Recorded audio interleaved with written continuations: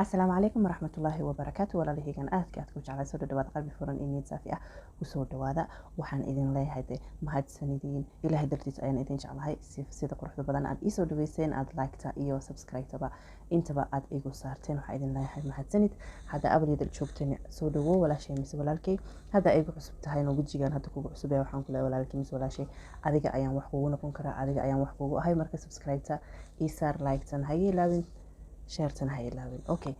maanta maxaynu ka hadlaynaa sida caadada ahayd koobkaada shaax soo qaada ila soo furiso kaale aan wax ka hadalnay maanta falanqeyn ma wadno wax yar oo arin yar ayaa jirta ayaan rabaa inaan idinla wadaago marka ka faa'iideyso wacan waxaan filayaa inaad ka faa'iideysan doontaan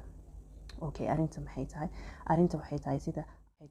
waxaa weeyaan sida quruxda badan oo caruurtaada jadwalkooda aad ugu sixi kartid adigana aad waqti ku qaadan kartid lamaanahaadana aad waqti la qaadan kartid mararka qaar mise inta badankeena waxaa weeyaan markii aynu guur cusub nahay waxaynu sameynaa waxaa waaye waqti waynu qaadanaa waqti waynu leenahay we have personal time and we have time for our spouses waqti ayaan lamaanaheena qaadan karnaa anagana waqtina anaga nafsadeena aan la qaadano haddaynu rabno waqti waynu haynaa liannahu meesha caruur iyo waxba markaas ma jiraan laakiin markay caruurta meesha imaadaan inta badanaan waqtiga waxaad dareemaysaa waqtiga inuu kugu yar yahay waxaad dareemaysaa for example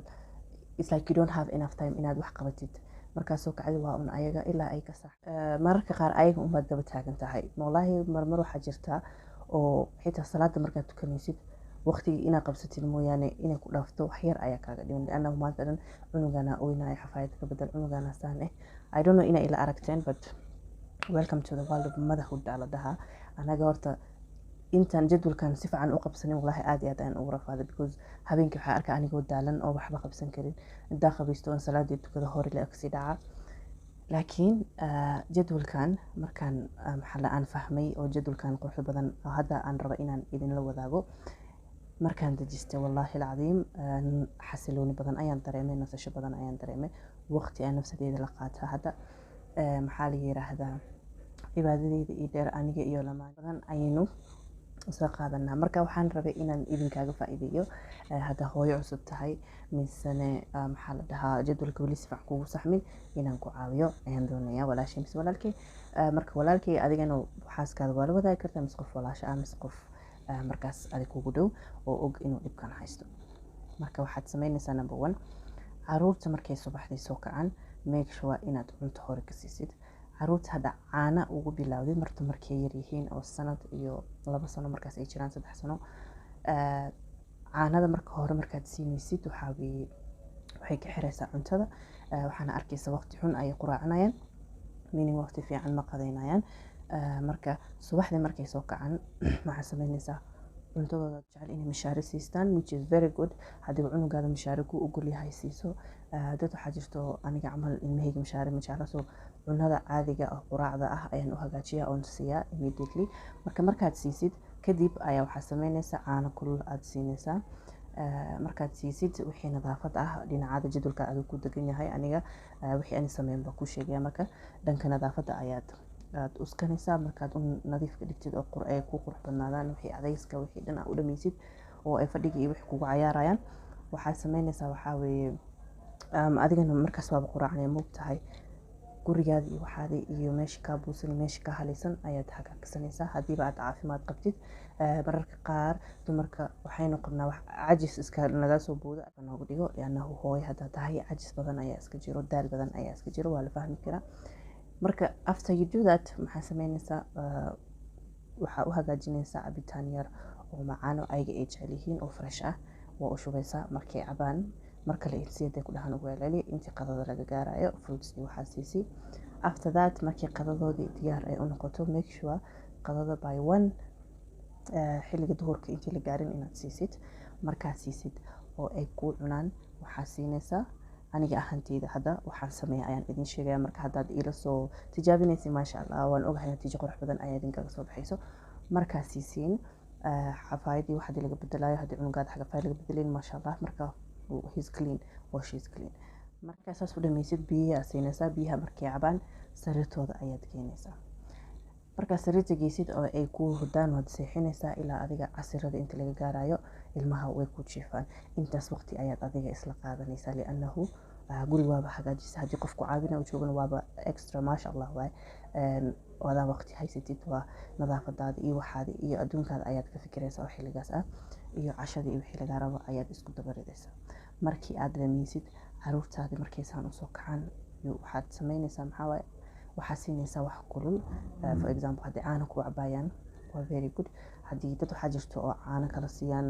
maxaa la dhahaa oo flavored ah not bad, taas way fiican tahay. waad siinaysaa markaad siisid TV jecel maasha allah. marka TV-ga ayaa u shidaysaa in badan mise iPad qofka wax alaala wixii markaas adiga ku degsan inay sameeyaan ayaad markaas la samaynaysaa. wabacdeen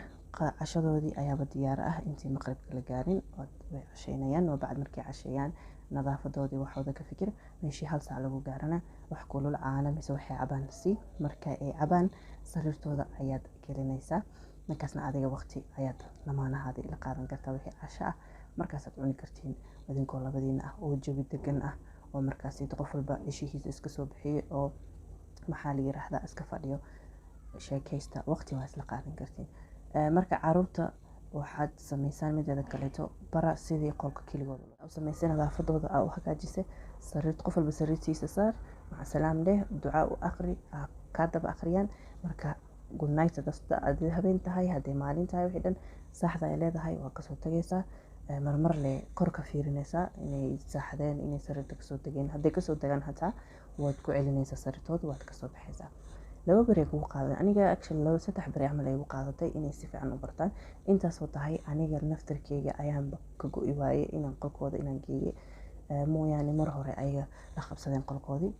marka waad tagay 2 beri 3 beri at most uga dhibka badan ayuu kugu qaadanayaa. kadibna waxaa waaye markii aad dharjisid oo ay ku nadaafadooda wax kasta fiirsanaytooda ayaad iska gelinaysaa khalaas. qolkooda waa usoo xira waa soo baxay adigana markaas waqti qaadan kartaa nafsiyan. maxaa la dhahaa lamaanahaadana markaas waqti qurux badan ayaad la qaadan kartaa adoona daalnayn adoona madax ku xanuunin adoona qaylinin maanta oo idil. waxaad arkaysaa xasilooni ayaad dareemi doontaa. maxaa la istighfaartaadana waqti ayaad u heli doontaa insha allah biidnillah. kulli aniga intaas ayaan sameeyay caruurtayda intaas ayaan noloshooda ka bedelay. haddana alxamdulillah waxaa weeye natiijo qurux badan ayaa igaaga soo baxday li'annahu anigana waqti ayaan haystaa hadda xilligan camal idinka ayaan idinla sheekeysanayaa waana ay jiifaan alxamdulillah. abaar kadibna aniga ayaa waqti qaadanayo markii ayagaan u dhameeyana haddana lamaanahayga ayaan waqti la qaadanaya. marka waxaa weeye adduunba si ayaa la iskugu maxaa la dhahaa waxaa la yiraahdaa is this saying that goes عرب مياه صومال مياه I don't know لكن maxaa la dhahaa الدنيا في البصر آخرة في العمل. marka wax la iska basarayso adiga ayaa og jadwalka adiga ku degan wax yar le ka bedel. marka aniga intaas ayaan sameeyay intaan caruurtaydii horta cunuga markuu dharagsan yahay ku dhibi maayo. marka caafimaadkiisa aad og tahay usan xanuunsanayn ku dhibi maayo saas ayaan filaya. marka hadduu nadaafadiisa aad xafaayad xiranay xafaayad ka fiiri mar walbo. marmarka qaar xafaayada markay buuxsanto ilmaha ma jecla marka aad ayay u ooyaan marka ka fiiri. so intaas hadaa samaysid oo sariirtooda aad saartid oo aad bartid si keligooda loo saxdo adigana waad nafisaysaa noloshaadina waqti noloshaadii aad wax ku kala maareysan kartay. haddaa wax kala samaynaysa haddii business online tahay haddii wax aqris tahay waxaasoo dhan waad samaysan kartaa. marka insha allah waxaa idin leeyahay intaas ila soo tijaabiya natiijadan waad iisoo sheegi doontaan. waxaa idin leeyahay marka subscribe ilaahigtana ha iga ilaawina idinka ayaa wax idinku ahay intaan haddaa videoga soo gaartane waxaan ku leeyahay mahadsan walaashay mise walaalkii aad iyo aad ayaad u mahadsan tahay. ilaahay dartiis ayaan ku jeclahay wax alaala waxaa jeceshahay inuu ilaahay ku siiyo ayaan kaaga baryaya. marka aamiinta aynu wada dhahno. marka waxaan idin leeyahay intaan video dambe aynu ku kulmi doono. assalaamu calaykum waraxmatullaahi wabarakaatu.